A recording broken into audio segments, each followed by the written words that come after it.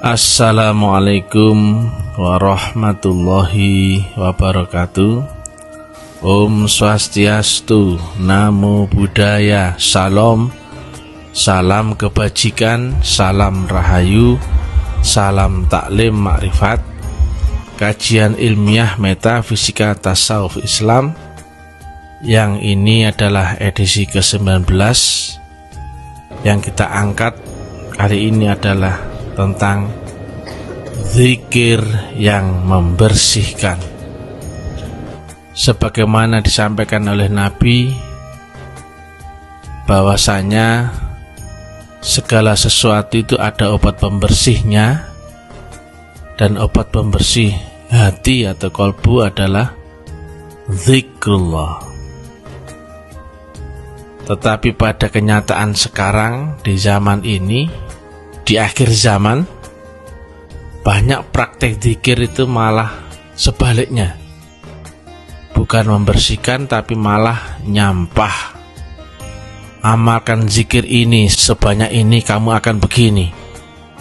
Amalkan zikir ini dengan begini kamu akan ini. Amalkan ini kamu akan begini. Bisa keramat, bisa datang rezekinya, bisa meret orang, bisa pengasihan, bisa kebal, bisa keramat, bisa kasaf, bisa menghilang, bisa dikjaya, bisa martabatmu naik, bisa laris daganganmu, bisa lancar urusanmu, bisa macem-macem. Itu zikir yang nyampah. Jadi sudah jauh berbeda dengan zikir yang disampaikan Nabi tadi, yang itu pasti semua orang tahu bahwa zikir adalah obat pembersih hati atau kolbu.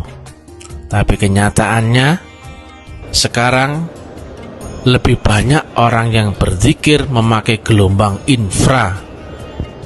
Makanya diisilah manusia itu dengan harap, keinginan, khayal, kepentingan, ini, itu.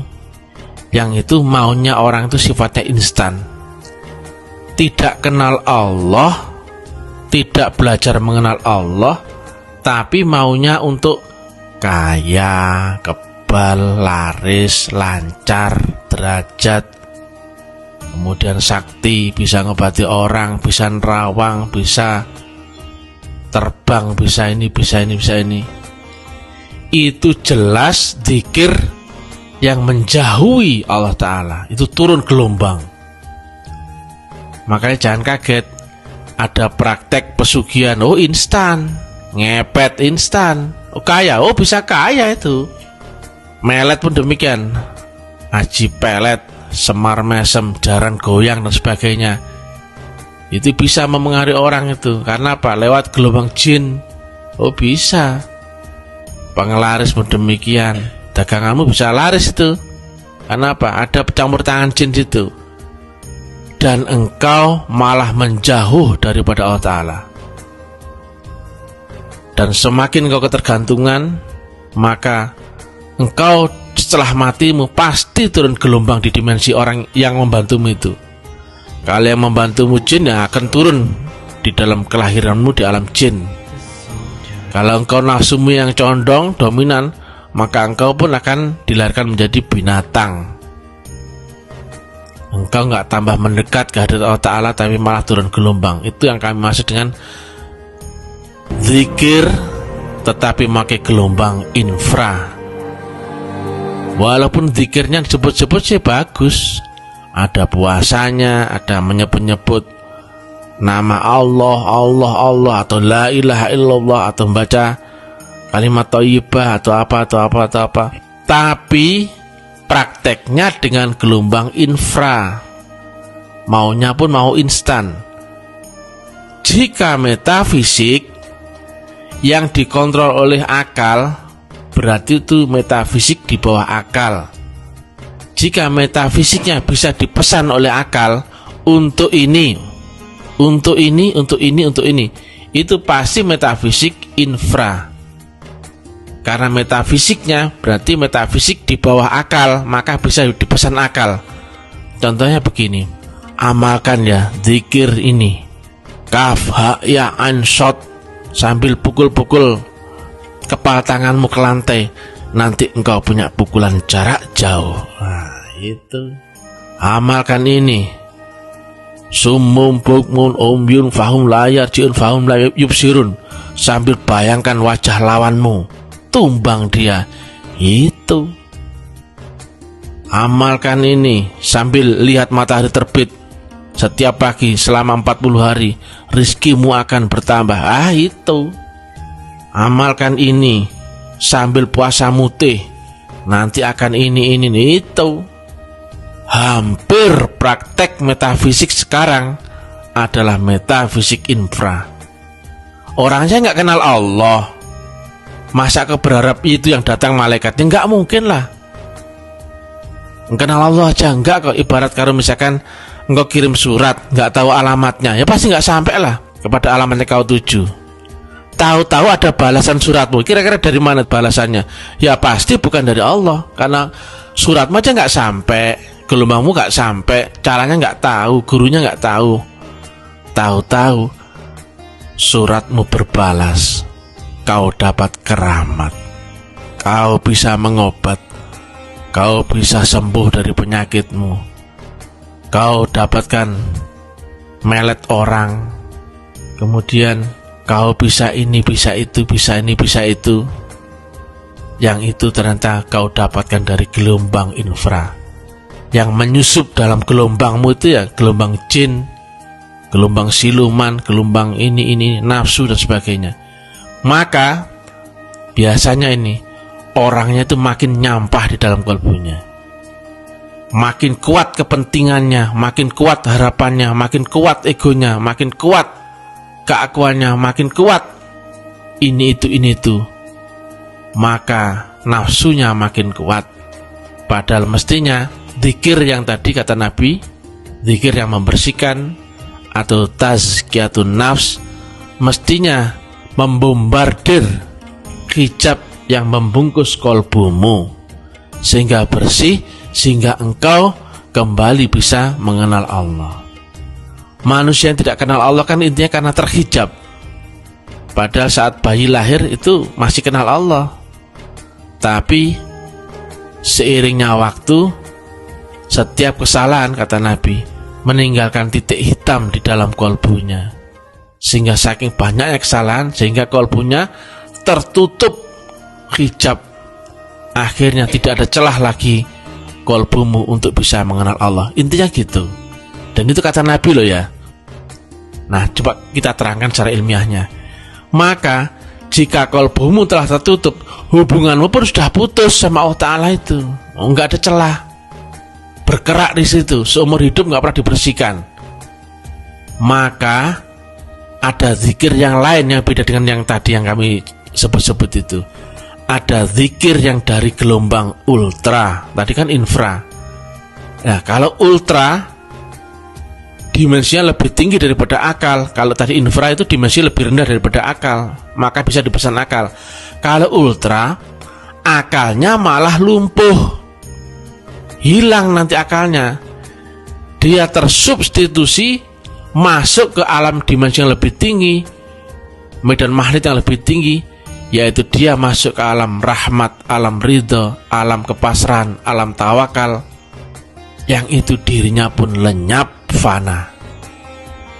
Akal hilang bukan berarti gila, bukan. Tapi akal yang hilang itu tergantikan dengan dimensi kesadaran yang lain, yaitu roh.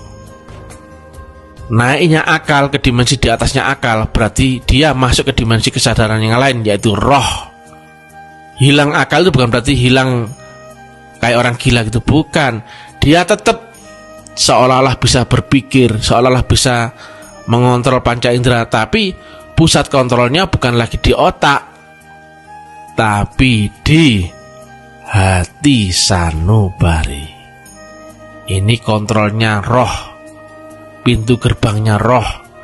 Nah, kalau akal itu di sini kontrolnya sudah beda.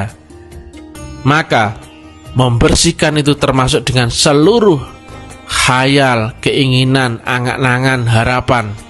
Jika dizikirkan, maka seperti Ibarat tadi ya, hati atau kolbu yang tertutup kerak, hijab yang tidak bisa terbuka sama sekali, maka jika dibombardir, Allah brol gitu, Allah brol. Seperti itu. Nah, kira-kira jika ada sesuatu, misalkan rumahmu selama ini kan kosong, tidak pernah kau sentuh, karena jalan ke rumahmu itu sudah buntu, nggak pernah dimasuki cahaya. Kira-kira kan gambarannya rumahmu itu pasti akan jadi sarang ular, sarang kalau jengking, ya kan? Sarangnya lipan, sarangnya macam-macam di situ, segala macam binatang melata di situ semua, tikus, semut, kemudian apa saja yang bikin kotor-kotor itu. Kira-kira kalau mereka dibersihkan, marah nggak itu? Pasti marah. Semutnya pasti gigit, ularnya pun pasti gigit, segala macam. Dia berontak. Oh, dia bersarang di dalam kolbumu itu seumur hidupmu.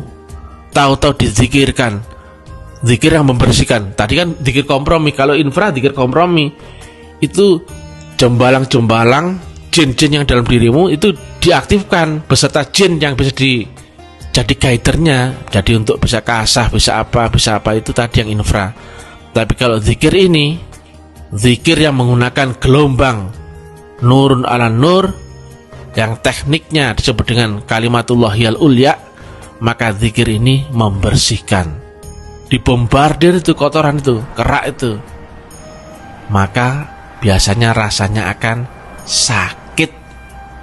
Nah, kalau yang zikir yang tadi awal tadi, yang zikir infra, orang biasanya tahu ada teknik ngorogo sukmo dan sebagainya.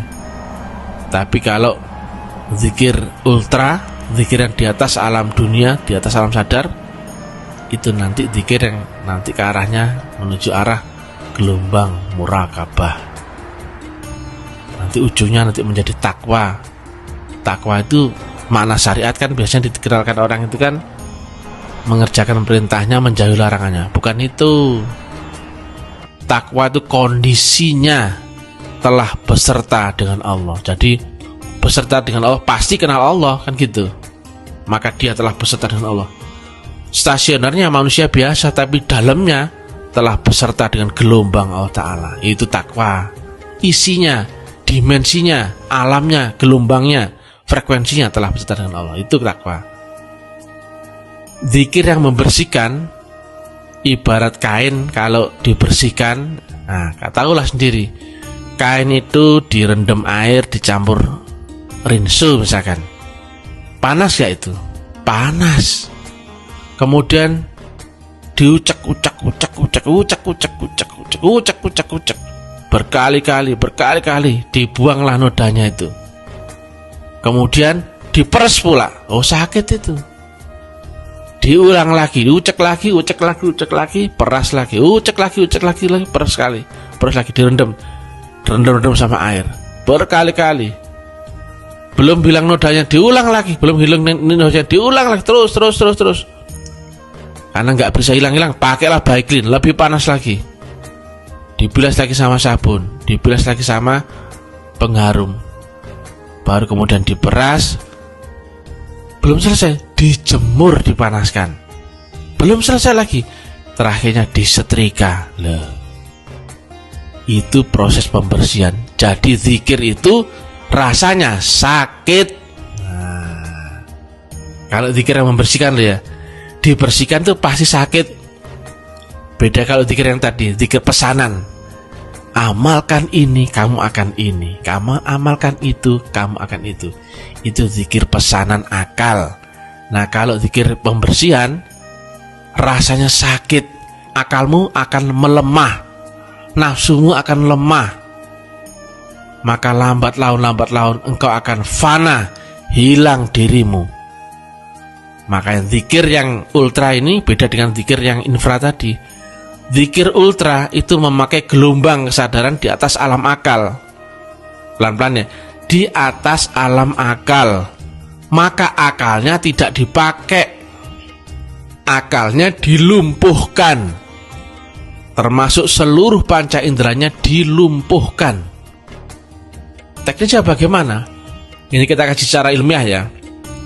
Untuk lepas dari akal, lepas dari dimensi dunia yang notabene adalah menembus akhirat, yang ternyata di dalam Asy-Syura 52 adalah yang bisa menembus akhirat hanya yang lewat jembatan Shiratal Mustaqim, karena setelah punya alatnya, karena ruhnya telah diaktifasi dan ruhnya telah ditempeli nur, alat untuk membaca gelombang Allah Ta'ala untuk bisa naik ke dimensi lebih tinggi, maka orang itu bisa karena ruhnya beserta dengan guru rohani.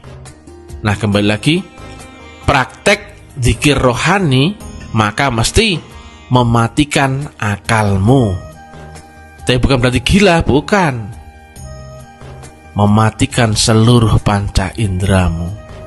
Matamu dipejamkan, lidahmu diteguk ke langit-langit, tundukkan kepala dan sebagainya. Pusatkan panca indramu dan sebagainya itu di titik-titik-titik. Yang itu beda dengan tempatnya akal. Yang itu adalah kita bergeser dari yang sebelumnya kamu yang ada di dimensi akal, yang akal itu ternyata identik dengan dunia, batas dunia pun atau batasnya akal. Maka untuk masuk ke dimensi ruh, kita bergeser dengan memusatkan seluruh panca indera, seluruh konsentrasi kesadaran di tempat titik-titik-titik-titik. Itu makanya zikir membersihkan beda. Karena nanti kita akan ketarik ke dimensi yang lebih tinggi, otomatis akalmu pun lambat laun melenyap. Harapanmu hilang, angan-anganmu hilang, kepentinganmu hilang, egomu hilang, nafsumu hilang, tunduk. Nah, seperti itu. Sedangkan tadi yang infra tadi makin kuat dong, karena punya keinginan yang dipupuk. Mbah, aku mau sakti mbah. Yo nak Renio, amal lo iki ambek mote, ambek pati geni nggo tutupan 40 dino, nggo telasan nok ngene-ngene iki, nggo mbek ngene-ngene iki, nggo kuwi sakti nak. Yang masuk apa? Gerandong, gendrowo, pocong, iki banyak gitu. Walaupun yang dibaca pun Quran, ngambilnya ayat Quran, diraja-raja, pakai minyak asma, pakai ini itu, karomah, hadirkan ini, bisa sakti, bisa ini, bisa itu, hikmah, bisa keramat, bisa ini, bisa ini, kasah, bisa lihat ini. Mana ada manusia keramat? Enggak ada dong. Kalau ada manusia keramat berarti pasti ada unsur lain yang masuk dalam dirinya. Nah, keramatnya nabi-nabi dan rasul itu bukan orangnya keramat, bukan. Orang yang telah masuk ke dimensi ultra, maka tadi itu akalnya lenyap, kepentingannya lenyap. Mereka hanya andalannya hanyalah apa? La haula wala quwata illa billah. Dia pun tidak berdaya upaya, dia nol, zero, tapi menggandeng yang maha mutlak, yang maha akbar, yang maha tak terhingga, atau menggandeng Allah Ta'ala. Nah, teknik menggandeng Allah Ta'ala hanya dengan zero. Nah, kalau dirimu belum zero, bukan Allah yang hadir, tapi gendruwo, jin, siluman, mambang, dan sebagainya itu yang masuk itu. Karena lihat di matematikanya, X per tak terhingga, maka hasilnya sama dengan 0. Jika 0 diganti 1, maka menjadi X per X. Jika 0 diganti 2, maka menjadi X per setengah X. Jika 0 diganti setengah, maka X per 2X. Hadirnya konstanta mutlak hanya saat engkau 0. Tapi nggak sembarangan mengenalkan diri. Mengenalkan diri hanya yang telah ketemu dengan guru mutlak. Maka berlaku jika engkau mengenalkan diri, maka hadir yang mutlak. Jika engkau belum ketemu gelombang mutlak, unsur mutlak, ketika kau mengenalkan diri, yang datang pun gendruwo lagi. Sama, ada meditasinya ada semedinya ada, sama-sama itu. Tapi bedanya, jika engkau tidak bertemu dengan guru mutlak, gelombang mutlak, maka saat mengenalkan diri, nah sama seperti rumah kosong nggak ada pemiliknya, orang bebas masuk ke sana kemari kan gitu. Tapi engkau masuk ketika ketemu rumah yang di dalamnya adalah Maha Mutlak, Maha tak terhingga, engkau harus lenyap dulu, karena hadirnya mutlak hanya saat dirimu nol, barulah mutlak hadir dalam dirimu, barulah engkau bisa beserta dengan Allah Ta'ala. Lah kalau belum ketemu dengan gelombang mutlak, tahu-tahu mengenalkan diri, wah, gendruwo lagi yang masuk. Bedanya itu saja. Makanya carilah wasilah. Wasilah itu gelombang mutlak, gelombang Allah Ta'ala. Wabtahu ilaihil wasilah wajah itu fisabilillah la'allakum tuflihun. Nah, kembali lagi, zikir yang membersihkan artinya zikir yang menarik dimensimu naik ke dimensi lebih tinggi, lebih tinggi, lebih tinggi, lebih tinggi lagi. Maka jika berhubungan dengan alam sadar akal, itu ada 3 gelombang utama: gelombang sonor atau gelombang sadar atau gelombang akal, ada gelombang infrasonor atau gelombang di bawah sadar atau gelombang di bawah akal, dan yang ketiga adalah gelombang ultrasonor atau gelombang di atas akal atau di atas gelombang sadar. Yang untuk menuju Allah itu harusnya yang naik tadi, yang ultra, yang itu sudah di atas akal, maka bukan lagi pakai akal. Pelan-pelan ya. Gelombang di atas akal yang tidak terbaca akal itu sudah jangan pakai akal atau tidak bisa pakai akal. Itu pakai dimensi roh. Karena rohmu telah dibangkitkan, telah diaktifasi, dan rohmu telah ditempeli nur atau faktor mutlak atau faktor Tuhan atau nur Allah. Sehingga rohmu ketika dibimbing oleh guru rohanimu, diajak naik ke dimensi lebih tinggi, itu engkau mampu karena punya alatnya. Walaupun engkau masih di stasioner awal jasmani adalah sinyalmu 3G, diajak naik rohanimu ke dimensi 4G, bisa karena telah terupgrade. Diajak naik ke dimensi 5G, bisa karena telah terupgrade.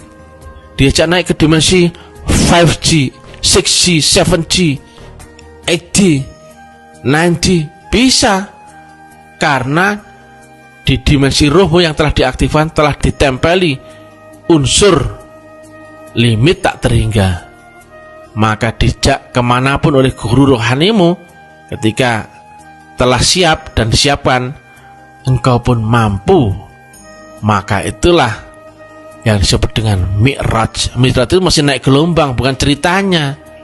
Jadi naik gelombang dari dimensi dunia, naik ke dimensi alam kubur, naik ke dimensi alam barzah dan sebagainya, sampai ke dimensi alam robbani atau alam metafisik paling tinggi, yaitu alam ketuhanan, yang kata Nabi Isa disebut kerajaan Allah. Kalau Nabi sebut ars. Jangan percaya orang yang punya keyakinan Allah itu kan ada di mana-mana. Iya benar. Ngapain Allah dicari? Allah itu tidak menempati ruang dan waktu dan sebagainya. Tapi mereka nggak pernah bisa ketemu, ya sama aja dong. Tapi mereka nggak bisa membuktikan. Nah, itu cerita dong. Logikanya Allah tetap di alam mutlak yang tak terhingga, di akhirat yang maha rahasia yang tertinggi, yang sampai ke seluruh dimensi adalah gelombangnya. Karena logikanya jika Allah ada di dunia ini, maka seluruh dunia ini akan lembut, hancur, luluh, karena relatif tidak akan pernah bisa berhampiran dengan mutlak. X tak terhingga maka nol hasilnya. Maka tidak ada satupun makhluk nanti akan bisa berhampiran dengan Allah, kecuali yang bisa berhampiran dengan Allah adalah nurnya sendiri. Tidak ada yang bisa sampai ke hadirat Allah Ta'ala, itu nggak ada. Biar nabi, biar rasul sekalipun nggak bisa, kecuali yang beserta dengan nurun ala nur. Karena yang sampai kepada Allah adalah nurnya sendiri. Maka siapapun itu orangnya, biar nabi, biar rasul, biar wali, biar ulama, biar para aulia, mesti beserta dengan nurnya, adaptasi dengan nurnya, membaur dengan nurnya, berubah menjadi nurnya. Maka yang telah berubah menjadi nurnya, nurnya lah yang sampai kepada Allah Ta'ala. Itu mutlak. Jangan bayangkan manusia yang badan kasarmu itu yang sampai kepada Allah, nggak mungkin. Ruh pun berlapis-lapis. Yang kata Nabi, di atas dunia ada 7 lapis langit. Maka demikianlah hati manusia yang untuk dibersihkan itu mesti memakai metodologi khusus, yaitu tarikatullah, yang zikirnya membersihkan, yang dalam istilah tasawuf disebut takhalli, dibersihkan. Kemudian nanti ketemu tahalli, diformat ulang. Kemudian ketemu tajalli, dipakai, artinya digunakan oleh Allah untuk misinya Allah. Itu saja, seperti flash disk gitu loh. Flash disk pertama akan dibersihkan dulu, kemudian diformat ulang, kemudian diisi oleh aplikasi. Gitu saja. Engkau pun begitu, karena kotornya sudah parah, engkau pun akan dibersihkan dulu dari kotorannya itu. Kemudian diisilah gelombang nur sampai akan wujud menjadi alam kenyataan yang terang benderang. Qurannya hidup. Quran itu nanti akan menjadi 3 fungsi utama, yaitu menjadi hudal linnas, petunjuk pada manusia, wal furqan, pembeda antara hak dan batal, yang benar dan salah. Yang itu bukan lagi manusia membenarkan dan menyalahkan, tapi dari Allah sendiri. Ini benar, ini salah, ini tidak baik, ini palsu, ini dusta, ini semua dari Allah Ta'ala sendiri yang memberikan pengetahuan kepada manusianya. Yang ketiga adalah penerang dan menjelas. Hidupmu akan terang benderang, karena ibarat engkau yang sebelumnya gelap gulita, ketika ketemu cahaya matahari engkau akan diteranginya. Maka langkahmu pasti, hidupmu pasti, arahmu pasti, tujuanmu pasti. Tidak gelambiar, tidak mengandalkan angan-angan, tidak mengandalkan kepercayaanmu yang tidak pernah dibuktikan, tidak berdasar keyakinanmu yang tidak pernah bisa kau buktikan konkret. Jadi karena hatimu, kolbumu telah dibersihkan, maka engkau bisa kembali mengenal Allah, yang Allah ternyata ada di dalam lapisan kolbumu sendiri, yang ada di dimensi paling tinggi. Yang di balik dirimu, di balik kolbumu adalah roh, sedangkan Allah adalah sang maha ruh. Maka ruhmu bisa naik pada puncak tertinggi ruh itu sendiri, yang ternyata puncaknya ruh adalah maha ruh, ternyata adalah Allah sendiri. Ternyata lapisan langit dimensional itu ada di dalam dirimu sendiri. Mi'raj itu ternyata di dalam dirimu sendiri. Rahasia itu ada di dalam dirimu sendiri. Allah itu pun ada di dalam dirimu sendiri. Kau tidak akan pernah bisa mencari Allah di luar dirimu makrokosmos. Engkau hanya bisa mencari Allah ketika telah mengetuk pintu hatimu. Tapi engkau tidak akan pernah bisa mengetuk pintu hatimu yang tertutup, kecuali temukan dulu seorang guru mursyid yang bisa membukakan hijab akan dirimu, karena dia adalah khalifah Allah dan Rasul, yang sesungguhnya yang membukakan hijabmu adalah Allah Ta'ala sendiri melalui syafaat daripada guru rohani. Maka perjalananmu selanjutnya adalah menyingkap rahasia dirimu sendiri. Man arafa nafsah faqad arafa rabbah. Yang mengenal dirinya, dia akan mengenal Allah Tuhannya. Maka dia akan ketemu alam mikrokosmos, alam di dalam dirinya. Semesta raya telah ada di dalam dirinya. Dia tidak lagi terpengaruh dengan apa yang kau lihat, kau dengar, kau cium, raba dan rasakan. Dia menjaga kiblat di dalam kolbunya. Bermula kolbu seorang mukmin itu Baitullah. Kemudian di mana kau memandang, disitulah wajah Allah. Fa ainama tuwallu fasama wajhullah. Kemudian wa huwa ma'akum ainama kuntum. Di mana kau berada, disitulah pula Allah berada. Maka sampailah manusia itu yang telah dibersihkan, kemudian hijabnya telah dihilangkan, kemudian dikenalkan Allah Ta'ala lewat nur, lewat guru ruhani yang bersambung estafetnya sampai Rasulullah. Maka sampailah ruh itu pulang ke hadirat Allah Ta'ala dalam keadaan ridha dan diridhoi. Inna lillahi wa inna ilaihi raji'un. Jadi hanya tentang ilahi anta maksudi wa ridha kamar lebih. Ya Allah, hanya engkau yang aku cari ya Allah, dan ridhamu lah yang aku tuju. bukan lagi mencari dunia, bukan lagi mencari harta, kaya, pangkat, keramat, kesaktian, dan sebagainya. Tujuan semua jiwa hanyalah pulang kepada Yang Maha Jiwa. Tujuan roh adalah pulang kepada Yang Maha Ruh. Maka hakikatnya manusia diciptakan hanyalah untuk mencari jalan pulang kembali ke hadirat Allah Ta'ala dalam keadaan ridha dan ridha yang menang, mahardika, sampurno, kasampurnan, hening abadi, masuk ke alam hening bening kedamaian yang abadi, yaitu masuk alam kelanggengan, masuk alam Allah Ta'ala yang mutlak. Dan ceritamu di dunia ini telah selesai, tamat, maka engkau terbebas dari lingkaran kelahiranmu, terbebas dari karma, terbebas dari apa saja. Maka engkau kembali ke hadirat Allah Ta'ala. Ruhmu telah pulang kepada Yang Maha Ruh yang dulu pernah dititipkan ke dalam badan jasmanimu dan diturunkan ke dunia. Itulah zikir yang membersihkan, dan maha bersyukur jika di dunia telah dipertemukan dengan guru walia mursyida yang isinya pun sebetulnya adalah Rasulullah yang sama dengan isi dadanya Nabi Muhammad. Yang guru itu adalah guru cahaya yang tidak ada wujudnya, dikasih sebagai nur ala nur, tetapi dia memujud saat nurnya itu menempati sang pembawanya, yaitu disebut dengan pembawa wasilah. Itulah wali yang mursyida, rupanya manusia. Yang dibalik adalah mursyid, yang dibalik jasmani orang itu ada rohaninya, dibalik rohaninya itu adalah nurun ala nur. Dia mendapatkan amanah estafet membawa gelombang Allah ke dunia, yang itu adalah sebagai jalan seluruh umat manusia untuk bisa pulang, mesti lewat itu, mesti lewat gelombang itu, mesti lewat wasilah itu. Lihat di Al-Maidah 35, wabtaghu ilahil wasilah, carilah jalan. Nah, berarti apa? Carilah itu perintah, jalan itu berarti kalau nggak ketemu jalannya kamu nggak pernah bisa pulang. Nah itulah. Mudah-mudahan manfaat. Salam taklim marifat. Jangan lupa bedakan antara zikir yang mengotori dirimu dan zikir yang membersihkan. Jangan mau ditipu dengan khotam-khotam yang busuk-busuk itu. Itu nyampah. Masa kamu di dimensi akal mau berguru kepada yang di bawah akalmu? Kira-kira bagaimana? Ya turun kelas dong.